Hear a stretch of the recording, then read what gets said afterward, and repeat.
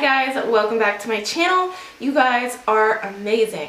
So in my last video, which was like how often should you moisturize, I asked you guys to like that video if you wanted me to post the 5 best, 5 worst moisturizers for eczema, and you guys just like gave me so many likes, and so I had to get this video up for you. So thank you again for your interest in this video, and we're going to talk about the 5 best moisturizers. I want to tell you what you should be using before I tell you what you shouldn't be using. So let's start with number 1, which is what you can see right there, and it is a aloe. So that right there is called an aloe plant. And you can either use their actual leaves or you can try to find the gel online and order it. But basically aloe is amazing.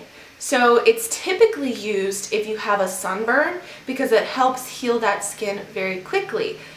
Aloe actually has anti-inflammatory properties and it actually has antibacterial properties. So if you're nervous about your skin getting infected, starting to use natural products that have antimicrobial, antibacterial properties is going to prevent you from having an infection. Not only can you use aloe topically, but if you ingest it, it helps heal leaky gut, which is really cool because it's helping you from the inside and the outside. But before you go eating your plant, please look up online how to harvest it in order to drink it. Because they have a lot of drinks out there, and don't just go to the store and buy an aloe drink because a lot of times it has sugar in it, so make sure to read the ingredients.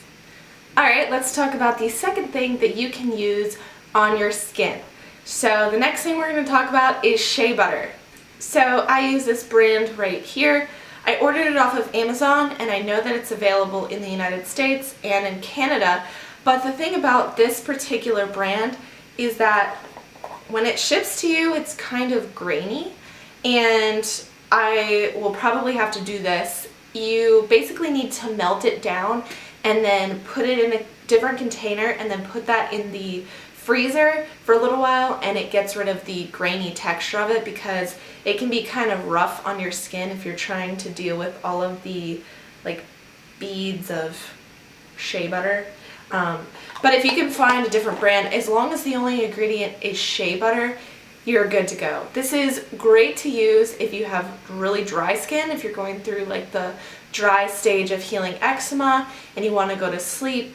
I mentioned in my last video that maybe you want to moisturize before you go to sleep so that your skin is not rubbing against your clothes. So shea butter is really nice. It's a really thick and it stays on really, really well. The next thing that I suggest you guys to use is coconut oil, and that's because coconut oil is a powerhouse of anti. It is like antimicrobial, antibacterial, antifungal. It is so good at keeping your skin healthy. Coconut oil, as opposed to shea butter, is very thin. So what you want to do is you kind of have to gauge what feels better. So maybe you want to put on a layer of coconut oil and then top it with a layer of shea butter because the shea butter will hold the coconut oil on. There's some days where a lighter moisturizer will feel better, and then there's some days where you need a much thicker moisturizer. Also, just like the aloe, the coconut oil is going to help prevent infection. Okay, the fourth one is actually a product. I don't usually talk about products on my channel because I'm like, you know, the all-natural guru, and I want you guys to just use whole ingredients like aloe, coconut oil, shea butter, nothing else. But this is actually what I used when I was very desperate in stage 1, and this was a total lifesaver. So this is the Honest Company. It is a balm. And the funniest story about this is it's actually made for diaper rash, but it works phenomenally on eczema. So this isn't, you know, it has a lot of good ingredients in it. The ingredients include sunflower seed oil, which is fine on your skin. I just don't want you guys to ingest that. I know you guys might be confused because I tell you that in my worst oils for eczema, sunflower is not good. But topically it's okay.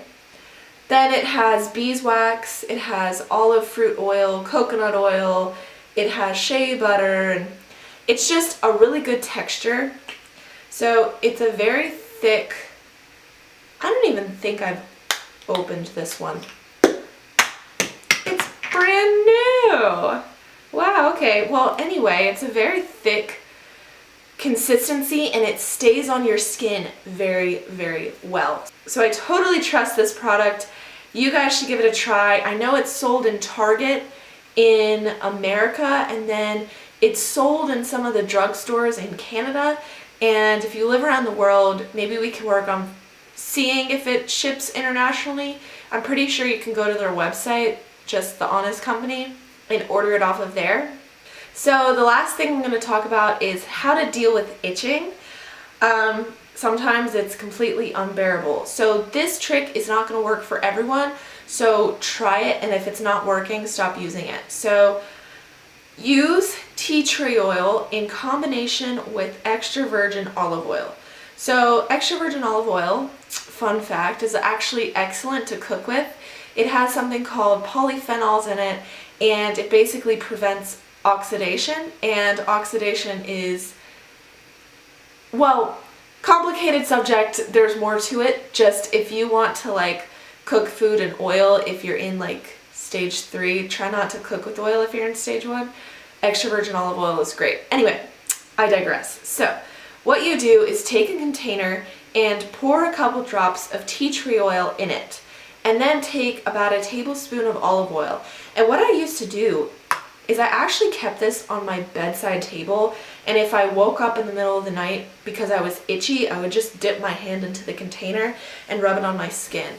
The tea tree oil helps with the itching, and then the olive oil is just a nice soothing oil. It's not thick at all, it's very thin. So that worked for me when I was very itchy, but it's not, I just don't know if that's going to work for everyone, so you're going to have to experiment. It's perfectly safe for everyone, I just don't know if it's going to help with the itching for everyone. Like, I'm pretty sure it doesn't help with like severe itching, but a minor itching or like in the middle of the night itching, this is a great thing for you to use. So I'm going to cut this video a little bit short because I want to get this up as quick as I can for you guys. So I hope this helps. If you have this plant in your house, take a leaf, look up online how to get the gel out of it, and then just apply the gel to your skin just like a sunburn. So hope this helps. My next video, well, if I reach 50 likes on this video, the next video I post will immediately be the 5 worst moisturizers for eczema. So if not, I have a lot of other videos that I want to post. I have a what I eat in a day and a whole bunch of other things, but if you want to know right away, give this video a big thumbs up. I will see you in my next video. Bye!